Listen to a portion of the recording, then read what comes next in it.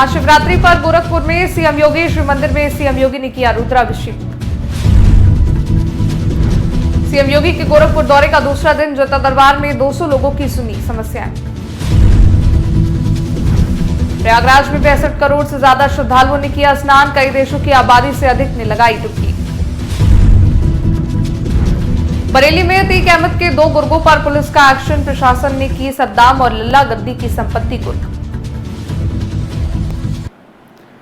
नमस्कार, आप सभी का स्वागत है। देख रहे हैं आप आज की खबर। मैं गौरी आपके साथ। गोरखपुर में मुख्यमंत्री योगी आदित्यनाथ ने महाशिवरात्रि के पावन अवसर पर रुद्राभिषेक किया और इस दौरान उन्होंने देवाधिदेव महादेव से लोक मंगल और राष्ट्र कल्याण की प्रार्थना की। रुद्राभिषेक गोरक्षपीठ के शक्ति मंदिर में हुआ। वहीं रुद्राभिषेक के बाद मुख्यमंत्री ने हवन कर शिवोपासना का अनुष्ठान पूरा किया। महाशिवरात्रि से एक दिन पहले गोरखपुर पहुंचे सीएम योगी आदित्यनाथ ने तैयारियों की समीक्षा की। वहीं अधिकारियों को सुरक्षा, सुविधा और स्वच्छता के कड़े निर्देश दिए और कहा कि श्रद्धालुओं की आस्था सर्वोपरि है, ऐसे में किसी को भी असुविधा न हो। इस दौरान सीएम ने गोरखनाथ मंदिर स्थित दिग्विजयनाथ सभागार के सामने जनता दरबार लगाया और 200 लोगों की समस्याएं सुनी। तीर्थराज प्रयागराज की धरती पर बीते 13 जनवरी से आयोजित हो रहे महाकुंभ ने महाशिवरात्रि के अंतिम स्नान पर्व पर 65 करोड़ का आंकड़ा पार कर लिया है और इतिहास रच दिया है। महाशिवरात्रि के अंतिम स्नान पर्व पर सुबह 8 बजे तक ही लाखों लोगों ने स्नान कर इस महा रिकॉर्ड को कायम किया। ये महाकुंभ श्रद्धालुओं की संख्या के लिहाज से इतिहास के पन्नों में दर्ज हो गया है। कुंभ ही नहीं, दुनिया के किसी भी आयोजन में अभी तक एक साथ इतनी बड़ी संख्या में लोग नहीं जुटे हैं जितने 45 दिनों के अंदर प्रयागराज में बनाए गए एक अस्थायी शहर में जुट गए।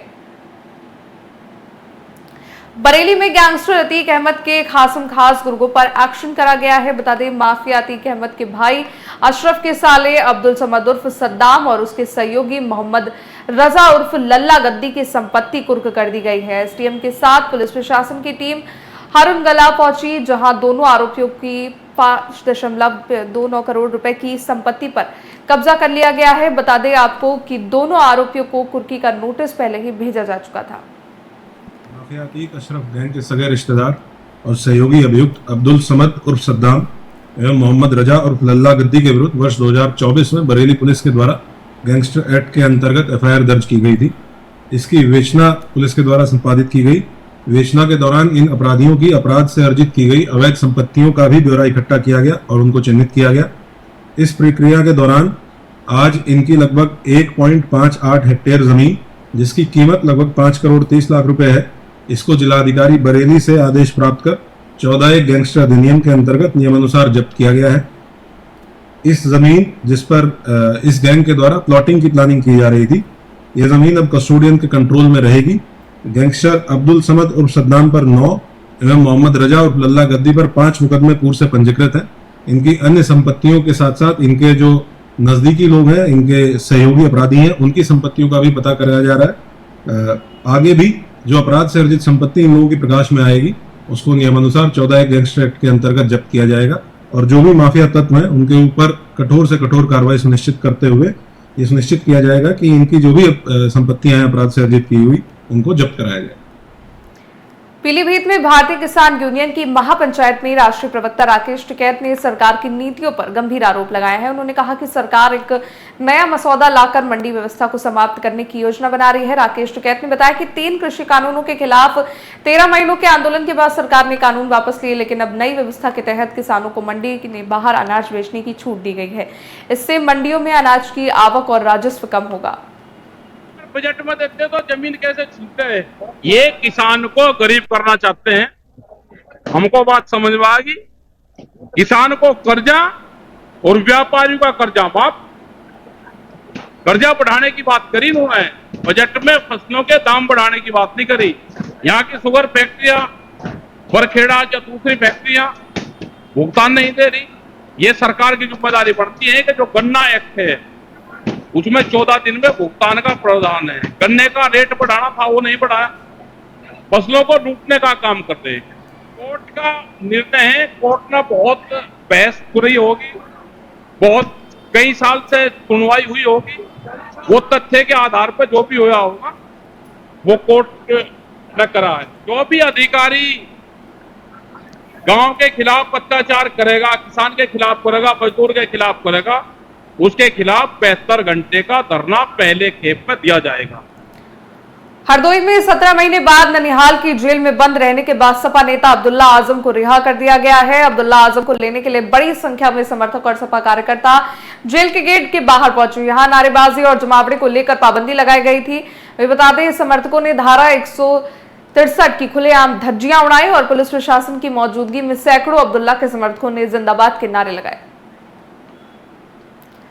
लखीमपुर खीरी के दुधवा टाइगर रिजर्व से सटे फुलवरिया गांव में एक बाघ को ग्रामीणों ने पीट कर मार डाला। दरअसल बाघ एक घर में घुस गया था और उसने महिला पर हमला कर दिया था। बचाव में लोगों ने बाघ को पीटा, जिससे उसकी मौत हो गई। वहीं वन विभाग की टीम मौके पर पहुंची। बता दें कि बीते दिनों बाघ की चहलकदमी करने का वीडियो सोशल मीडिया पर भी वायरल हुआ था और इसके बाद से प्रशासन और स्थानीय लोग सतर्क थे। वहीं घायल महिला को अस्पताल में भर्ती करवाया गया है। साथ ही पुलिस मामले की जाँच कर रही है। ये रात में वहाँ से न्यूज़ से वो खबर आई थी कि पलिया में शेर आ गया है। शाम को 8-9 बजे सब लोग अपने घरों में रहे और उसके रात 4 बजे लगभग फ़ोन हमें भी आया। गांव फ्लोरिया में दहशत फैला रखी, सब कई घरों में शेर घुसा, बहुत आतंक फैलाया उसने। 2-3 आदमी को घायल किया, एक महिला को भी उठा ले गया और पूरे गाँव में सब दहशत बनी हुई है। सब जंगल भी पास होने की वजह से शेर आए दिन आता रहता। पिछले कई बार पहले भी आ चुका है 2-3 बार और ये आपकी तो ज़्यादा ही कुछ नुकसान किया है।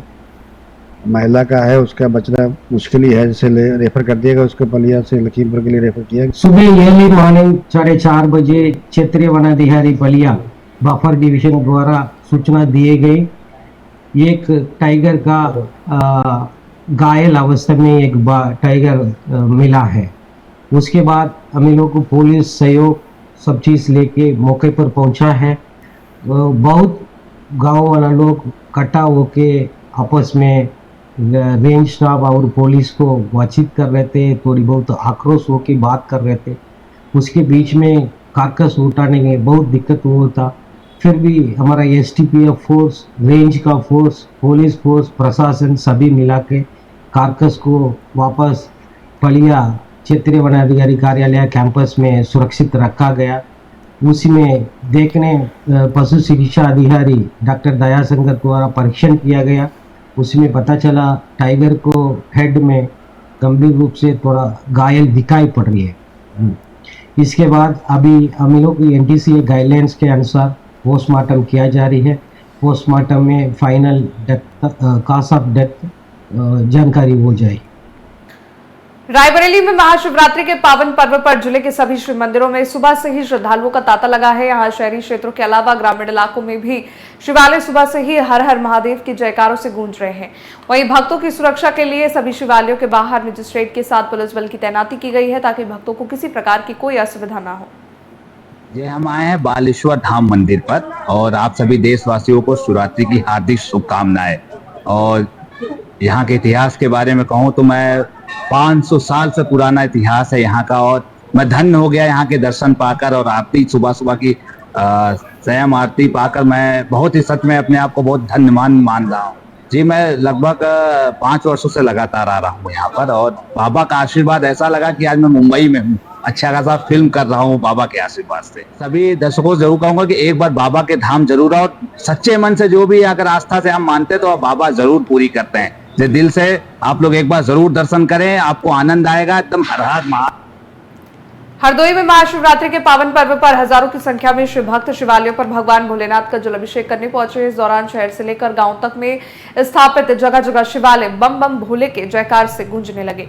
महाशिवरात्रि के मौके पर 4 पहर में भगवान भोलेनाथ की पूजा अर्चना की जाती है। सुरक्षा को लेकर भी तमाम व्यवस्था चाक चौबंद है।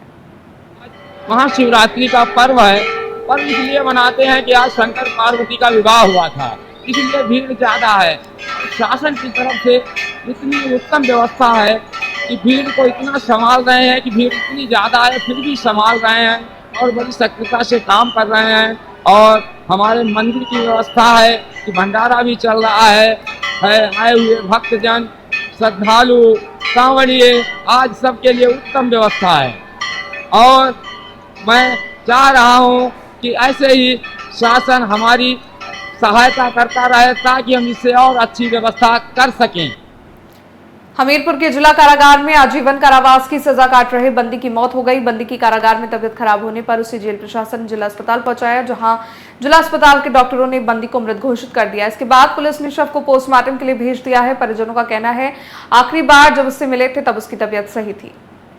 सूचना ना जेलर साहब 10 बजे के लमसम तो हमने दीघा पे 10 बजे हुई तो फोन टाइम कि राकेश की तबीयत खराब है, जिला अस्पताल में एडमिट है। तो अब मैं रिश्तेदारी में रात हुई थी, फोन लगाओ भांजा लड़का भंडवा में रात है, तो हमको लगा चौजा अस्पताल है, वो देख जाए के आओ हम वो फिर आओ है अस्पताल में गए, डॉक्टर से बात की है तो डॉक्टर बोलो कौन जब यहाँ आई है तो कौन कौन की खत्म हो चुकी है। हरदोई में टीचर की पिटाई से बच्चे का पैर टूट गया। टीचर ने कक्षा 3 के बच्चे से कुछ सवाल पूछे, सही जवाब न मिलने पर पहले उसे जमकर पीटा, फिर मुर्गा बनाकर उसकी पीठ पर बैठ गया। इस दौरान मासूम रोता चिल्लाता रहा और शरीर पर ज्यादा भार पड़ने से उसका पैर टूट गया। बच्चे को रोता हुआ छोड़कर टीचर वहां से चला गया। इसके बाद साथी छात्रों ने कंधे पर लाद कर उसे घर पहुंचाया और मां ने अस्पताल में उसको भर्ती करवाया। यहाँ पता चला कि उसका पैर फ्रैक्चर हो चुका है। मासूम की मां शिकायत करने स्कूल पहुंची तो टीचर ने पिटाई करने से इनकार कर दिया और कहा 200 रुपए ले लो, उसका इलाज करा लेना। कन्नौज में पत्रकार साथी के खिलाफ मुकदमा लिखने पर पत्रकारों ने पुलिस के प्रति नाराजगी जताई है। बिना जांच किए पुलिस ने पत्रकार पर कई मुकदमे लिखे। आरोप है घटना के समय घटनास्थल पर पत्रकार मौजूद नहीं था, लेकिन फिर भी पुलिस ने इसके खिलाफ मुकदमा दर्ज कर लिया है। इसको लेकर पत्रकार सहायता एसोसिएशन ने एसपी को ज्ञापन सौंपा। हमारे साथी धर्मेंद्र हैं और सुमित जी हैं, इन पे इंद्रगढ़ पुलिस द्वारा फर्जी मुकदमे दर्ज किए गए। संगठन को अवगत करा, संगठन के पदाधिकारी यानी कुछ ही पदाधिकारी, 1 दर्जन से अधिक पदाधिकारी ने आज पुलिस अधीक्षक महोदय से मुलाकात की और समस्या भी रखी। तो ये भी कहा है कि आए दिन एक वहाँ की महिला है जो फर्जी हमारे पत्रकारों को फंसा रही है और हमारे सुमित जी और सुमित जी के परिवार के लोगों पर संगीन धाराओं में मुकदमा दर्ज किया गया, लेकिन पुलिस अधीक्षक द्वारा आश्वासन दिया गया कि हम इसे गंभीरता से दिखाएंगे। तो हम ये भी साथियों से कह रहे हैं कि 1 सप्ताह हम लोग देखेंगे कि अगर साथियों को हमारे न्याय मिलेगा, और उम्मीद है कि पुलिस अधीक्षक हमारे साथियों को न्याय दिलाएंगे। अगर नहीं न्याय मिलता है तो अगली हम लोगों की एक बैठक होगी। बैठक के बाद जो हमारे सभी पदाधिकारी निर्णय लेंगे वो हम लोगों को स्वीकार होगा।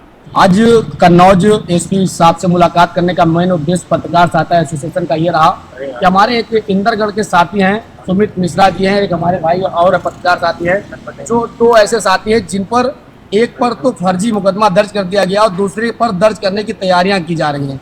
जैसा कि हमारे साथियों द्वारा बताया गया है कि एक हमारे जो सुमित जी हैं उन पर उनके ही पड़ोस के चाचा ताऊ में विवाद हुआ, जिसमें उनके ऊपर भी FIR दर्ज की गई है। उसके साथ साथ एक हमारे जो भाई है धर्मेंद्र जी, इन पर भी इनके ही पड़ोस के रहने वाले कुछ लोगों के द्वारा 156 जो न्यायालय से एप्लीकेशन डाली जाती है उसके माध्यम से न्यायालय से आदेश FIR का कराया गया, जिस पर इंद्रगढ़ थाने में FIR दर्ज होने का आदेश अग्रिम किया गया है। मगर उससे पहले हमारे साथी ने हमारे पत्रकार सहायता एसोसिएशन के पदाधिकारियों को अवगत कराया कि उन पर इस घटना में एक एप्लीकेशन जो कि थाने पर पहुंची जिसमें FIR दर्ज हो सकती है, जिसको लेकर आज पत्रकार सहायता एसोसिएशन के सभी पदाधिकारी आज हम लोग कप्तान साहब के पास पहुंचे और उनको दोनों मामलों को अवगत कराया, जिनके द्वारा बताया गया है कि आज जो दोनों मामले हैं उन पर अधिकारियों को निर्देश दिए गए हैं कि इस मामले पर एक जो निष्पक्ष जांच होती है उस तरह से जांच करें और अगर जो दोषी हैं उन पर कार्रवाई की जाए और हमारे जो पत्रकार साथी अगर निर्दोष है तो इन पर जो FIR दर्ज की उसको भी उसका नाम हटाया जाए। दूसरा हमारे पत्रकार साथी जो फर्जी FIR दर्ज कराई जा रही है उन लोगों।